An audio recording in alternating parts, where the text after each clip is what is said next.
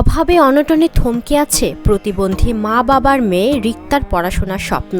যেখানে দুবেলা দুমুঠো ভাতের জন্য পথের পানে চেয়ে থাকতে হয়, সেখানে রিক্তা চান পড়াশোনা করে পরিবারের অভাব মোচন করতে।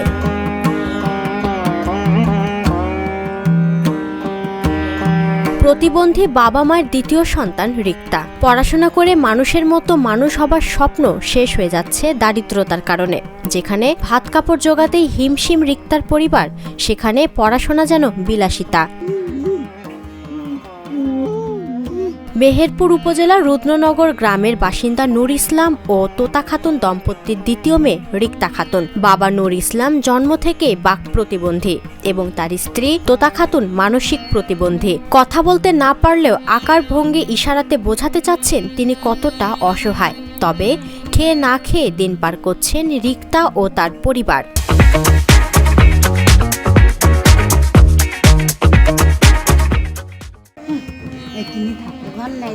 ভাল নাই জায়গা নাই কিছু নাই এত বড় বিয়ে দিবা না এত বড় বিয়ে দিবা না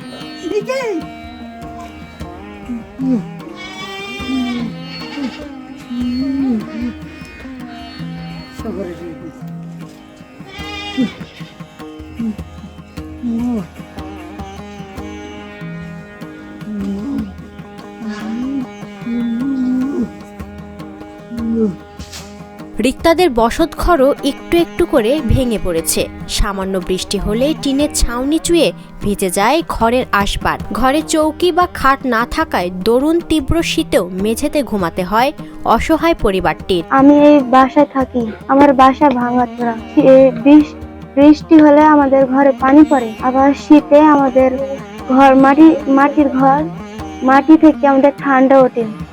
আমরা বিছানে থাকি তাও ঠান্ডা ওঠে, আমাদের চৌকি বা খাট নাই কিছু। রিক্তা খাতুন জানান, টাকা পয়সা না থাকার কারণে বই খাতা সহ প্রয়োজনীয় শিক্ষা ও প্রকরণ করা সম্ভব হয় না।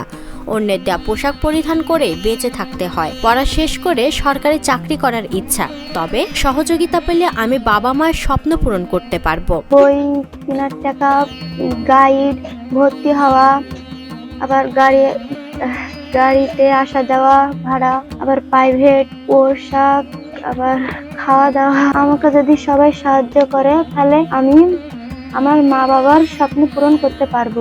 ভালো যদি চাকরি পাই তাহলে আমরা বড় কিছু করতে পারবো। রিক্তাদের ঘরে বিদ্যুৎ সংযোগ না থাকায় অন্ধকারে বসবাস করতে হচ্ছে তাদের। তার ঘরে একটা বিদ্যুৎ নেই, তার ঘরে পানি খাওয়ার মতো একটা টিউবওয়েল নেই, সে মাটিতে শুয়ে থাকে। তারা ওই মেয়েটা বিদারি হয়ে গেছে, এই মেয়েটাকে এখন বিয়ে দিতে হবে। প্লাস এইটা পড়ছে, তার লেখাপড়ারও খরচ আছে। এই পাগলের ওই ক্ষমতা নাই যে এই অবস্থায় তাকে মানুষ করবে।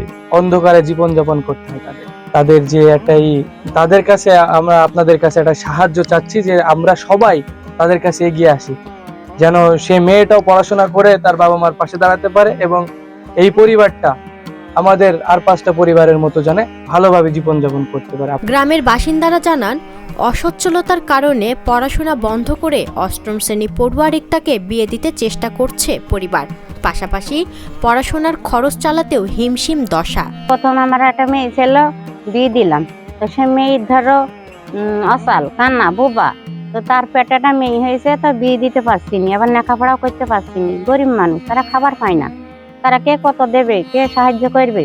তো পানি হইলে নকের বাড়ি শুতে যায়, কিন ভাঙা ঘর নেয়, দিন নেয়। তো আমরা মেয়েটার ব্যবস্থা কি করবো? তো আমরা মেয়েটার ব্যবস্থা করতে পারছি নি, তোমরা একটু পাইলে একটু ব্যবস্থা করে দাও। লেখাপড়া আমরা মেয়েটা করতে পারছি নি, কি দিন লেখাপড়া করবো? তাদের ভাত হয় না, খাবার হয় না।